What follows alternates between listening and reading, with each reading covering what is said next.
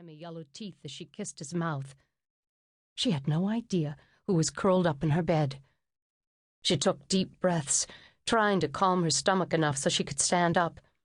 She had to brush her teeth, had to scrub away this disgusting taste.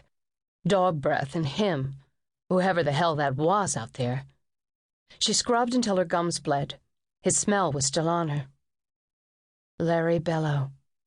She froze with her hand on the doorknob, suddenly afraid it was him. Larry had never been right since his diving accident at the quarry years ago. Most people avoided him because he was such a nuisance, but she had always gone out of her way to be nice to him. My God, she hadn't gone that far out of her way, had she? No, the guy in the bed was thin, and Larry was huge. And besides, Larry didn't drive. Maybe it was someone she didn't even know, a total stranger, someone she'd met on the way into the building last night. When she came out of the bathroom, he was gone. The blanket lay heaped on the floor. The front door was ajar. Across the hallway, Mr. Clinch's door opened as he reached out for his newspaper. Their eyes met, and he looked away.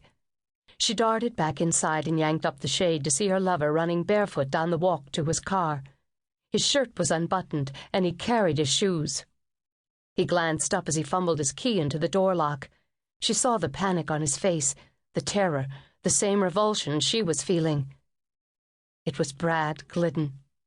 Chrissy and the new baby were coming home from the hospital in the morning. This morning. Today. In that car. The car she had left the party in. The very same white Volvo station wagon that was squealing out of the parking lot now. Bastard. No good bastard, she muttered as she turned on the lights, wincing in the glare. What had she been thinking, sleeping with Brad Glidden? But, as usual, she hadn't been thinking, hadn't cared or been careful. And now this mess. Nothing but messes, nothing but goddamn messes, messes, messes, she groaned as she kicked the scattered clothes into a heap. She staggered and had to catch herself on the table edge. She hated her life, hated her new apartment in this decrepit building. After 6 weeks, she was still living out of boxes. It was too small and dark and more expensive than her old place, where she'd still be if she hadn't taken pity on Todd Prescott last summer. Because of him, she'd been evicted, and her family had washed their hands of her. And to top it all off, she'd just slept with Chrissy's husband.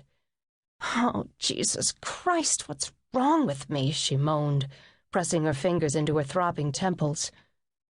Too drained by the shower steam to even wash, she held onto the soap bar and let hot water run down her back. When she stepped out, she barely had enough energy to towel herself off, much less dry her hair. She combed the dark waves straight and dripping wet against her neck, then put on her pink uniform, shuddering as the cool nylon clung to her damp skin. Her eyes stung so much she could barely keep them open as she tugged the sheets off the bed and threw them onto the pile of clothes. But she had to leave all the lights on and the radio playing and the window wide open to keep herself awake, she thought, as she curled up on the bare mattress for just a minute, while the brisk September breeze rasped the crooked shade back and forth against the window frame. She woke up at 6:45. The coffee shop opened at 6:30. Wincing, she lifted her head slowly from the pillow, then made her way to the door. She had been late often enough, but she had never missed a day of work in any job. Fiona Range's teeth had been filled without Novocaine, her wounds stitched without anesthesia, her heart broken too many times to count. Once as a child, she fell from a tree and broke her arm, but didn't tell her aunt until hours later when her favorite show had ended. When she was 15, her appendix burst before she realized the severity of her day-long belly pain. Hearing that the same thing had happened to her mother as a girl had pleased her, because it was another brushstroke in the hazy portrait of Natalie Range, the wild young woman who drove off weeping one rainy afternoon, never to return. In the ensuing 30 years, her mother had not once called or written or cared, and Fiona was only the tougher for it. She still bristled whenever anyone in the family referred to her high threshold for pain.